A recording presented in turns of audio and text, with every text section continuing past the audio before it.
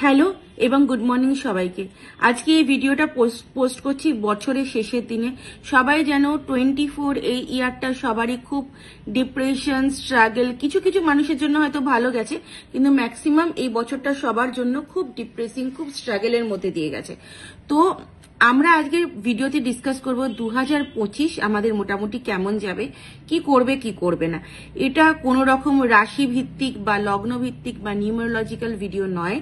রাশি এবং লগ্ন, প্রত্যেক রাশি লগ্নের আমি আলাদা আলাদা করে ভিডিও পোস্ট করব, প্রত্যেক নিউমেরোলজিক্যাল নাম্বারের ভিডিও আমি পোস্ট করব।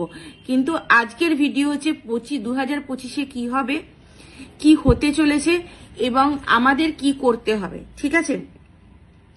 তো 2025টা হচ্ছে 9-এর বছর, মঙ্গলের বছর। শুধুই কি মঙ্গলের বছর? তাহলে আমরা জানি এই বছর স্যাটার্ন ট্রানজিট করবে কুম্ভ থেকে মিনে, ঠিক আছে? তো সেখানে মিনের হৃদয়ের ওপর বা হার্টের ওপর দিয়ে শনি সাড়ে পাস করবে। কুম্ভের লাস্ট ফেজ অফ স্যাটার্ন সাড়ে, মিনের সেকেন্ড ফেজ স্যাটার্নের সাড়ে, আর মেষের ফার্স্ট ফেজ অফ শনি সাড়ে স্টার্ট হচ্ছে 2025 থেকে, ঠিক আছে? এবার হচ্ছে রাহু কেতু ট্রানজিট চেঞ্জ হবে। রাহু যাবে মিন থেকে কুম্ভে, কেতু যাবে কন্যা থেকে সিংহ রাশিতে, ঠিক আছে? তার মানে রাহু কেতুর জন্য একটা চেঞ্জেস। তারপর বৃহস্পতির একটা বড় চেঞ্জ, বৃহস্পতি রেট্রোগেট থেকে মুভমেন্ট করে বৃষ থেকে মিথুনে যাবে, মিথুনে গিয়ে মৃগশিরা, আদ্রা, পুনর্বাসু নক্ষত্র অক্টোবরের মধ্যে কমপ্লিট করে কর্কট রাশিতে মুভ করবে এবং কর্কট রাশি থেকে আবার রেট্রোগেট হয়ে, মানে এই বছরে যখন শেষ হবে তখন কিন্তু আবার রেট্রোগেট হয়ে বৃহস্পতি আবার মিথুনে চলে আসবে। তাহলে আমরা আজকে এটা ডিসকাস করব কবে থেকে কবে মোটামুটি কি ট্রানজিট হবে এবং সেই সময়টা কেমন যাবে ওভারঅল, ঠিক আছে? তো 29শে মার্চ শনি চলে যাবে মীন রাশিতে, ঠিক আছে?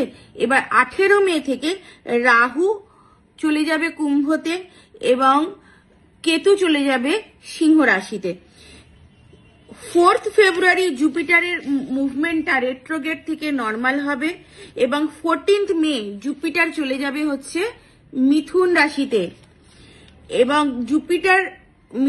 বৃহস্পতি মিথুন রাশিতে গিয়ে মৃগশিরা, আদ্রা, পুনর্বাসু নক্ষত্র কভার করে 18 অক্টোবর জুপিটার চলে যাবে কর্কট রাশিতে। আর ওখানে গিয়ে কর্কট রাশিতে 4 ডিসেম্বর পর্যন্ত থাকবে। 5 ডিসেম্বর আবার রেট্রোগেট হয়ে মিথুন বা জেমিনি রাশিতে চলে আসবে। এবার 2024-এ আমরা কি প্রেডিক্ট করেছিলাম? আমরা কেউ 2024 লিখবো না, লিখবো অ্যাপোস্ট্রফি 24 বা 02। যখনই আমরা কোথাও ডেট লিখবো শুধু 24 লিখবো, তাই না? কিন্তু 2025-এ আমরা কিন্তু 2025 পুরোটা লিখবো, শুধু 25 আমরা লিখবো না। শুধু 25 লিখলে ডিলে, ডিসঅ্যাপয়েন্টমেন্ট এগুলো আমাদের ফেস করতে হবে, কেন ওটা কেতুর নাম্বার হয়ে যাবে। তো আমরা মঙ্গলকেই এবছর সঙ্গে নিয়ে চলবো। তো আমরা 2025 এটা লিখবো, ঠিক আছে? আচ্ছা, আরেকটা জিনিস আমাদের জানার দরকার, এই বছর মানে 2024-এ যারা প্রচন্ড স্ট্রাগল করেছো, খুব ওভারবার্ডেন্ড হয়েছিল, প্রচন্ড রেসপন্সিবিলিটি নিতে হয়েছিল, তাদের জন্য এই বছরটা কিন্তু রেজাল্টের বছর। এই বছর গভর্নমেন্ট অনেক কিছু ডিসিশন নেবে বা নিতে পারে যেগুলো আমাদের মনে হয়। আচ্ছা, কি গভর্নমেন্ট, আমি যদি নিউমেরোলজিক্যালি ধরি তাহলে গভর্নমেন্ট হচ্ছে নাম্বার 1, আর প্রশাসন বা অ্যাডমিনিস্ট্রেশন বা গভর্নেন্স বডিকে আমরা ডিনোট করি নাম্বার 9 দিয়ে, ঠিক আছে? আর নাম্বার 8 ডিনোট করে হচ্ছে পাবলিককে।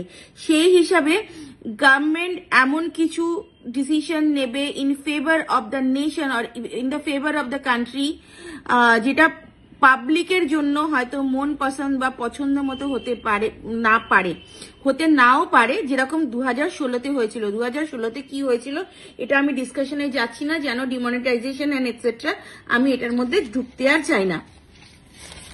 তো এই বছর লোকেরা বেশি ফোকাস করবে ফিটনেসে। আগের বছর যেমন যোগা, মেডিটেশন এইসবে ফোকাস ছিল, এবছর physical exercise, gym, morning walk এগুলোর ওপর লোকেরা ফোকাস করবে। ডিসিপ্লিন লোকেরা এবছর প্রচন্ড সাকসেস পাবে। প্রচন্ড দাম বাড়বে land, property, petrol and gold. এমনও হতে পারে যে গভর্নমেন্ট বলতে পারে যে প্রপার্টি, বড় বড় হাই রাইজ যে প্রপার্টি আছে, এই প্রপার্টির দাম তোমরা এর থেকে বেশি নিতে পারবে না, গভর্নমেন্ট রুল লাগাতেই পারে। ঠিক আছে, তো এরকম সিচুয়েশন এসে যেতে পারে। বিশ্বযুদ্ধ হতে পারে, but India will be in the safe position. Train accident প্রচুর হবে, তাই ট্রেন ট্রাভেল যতটা কম করা যাবে ভালো। মার্চ থেকে মে পর্যন্ত সাজেস্ট করব, মার্চ মাস থেকে মে মাস পর্যন্ত যতটা কম ট্রাভেল, বিশেষ করে কার ট্রাভেল অ্যান্ড ট্রেন ট্রাভেল করা যাবে ততটাই ভালো। ঠিক আছে, লোকেদের এক্সট্রা মানুষজনকে এক্সট্রা কেয়ারফুল হতে হবে স্টক মার্কেটের ইনভেস্টমেন্টের ব্যাপারে। হার্ট রিলেটেড ডিজিজ এবার বাড়বে, পুরনো রোগ যেগুলো তোমার মানে যেগুলো মাথাচাড়া দেয়নি এবার মাথাচাড়া দিয়ে উঠতে পারে। ঠিক আছে, এবং সেটা সিরিয়াস হয়ে যেতে পারে। তো হার্ট রিলেটেড ডিজিজ যাদের আছে তারা রেগুলার চেক আপে থাকবে। ওল্ড ডিজিজ যারা পুরনো কোনো ক্রনিক অসুখে ভুগছো বা এমন কোনো অসুখে ভুগছো যেটার ওষুধ বেরোয়নি, তারাও কিন্তু খুব সাবধানে থাকবে। Summer time will be scorching hot. গরমকালটা এত গরম হবে যে গভর্নমেন্ট সামার ভেকেশন কিন্তু এক্সটেন্ড করে দিতে পারে। এক্সপেন্ডিচার মাঙ্গলিক কর্মে বাড়বে। Marriage, thread ceremony, house warming বা গৃহপ্রবেশ, পুজো পাঠ রিলেটেড কর্ম এবছর কিন্তু বেড়ে যাবে। ঠিক আছে, তো এই বছরটা মোটামুটি ডিসিপ্লিনের বছর, স্যাক্রিফাইসের বছর, অ্যাগ্রেসিভলি নিজের লাইফকে ফোকাস করার বছর, কনফিডেন্সের বছর, নিজেকে ইভ্যালুয়েট করার বছর, কনফিডেন্সের বছর। কতটা স্পোর্টিংলি এই বছরটা কাটাতে পারবে ততটাই ভালো যাবে।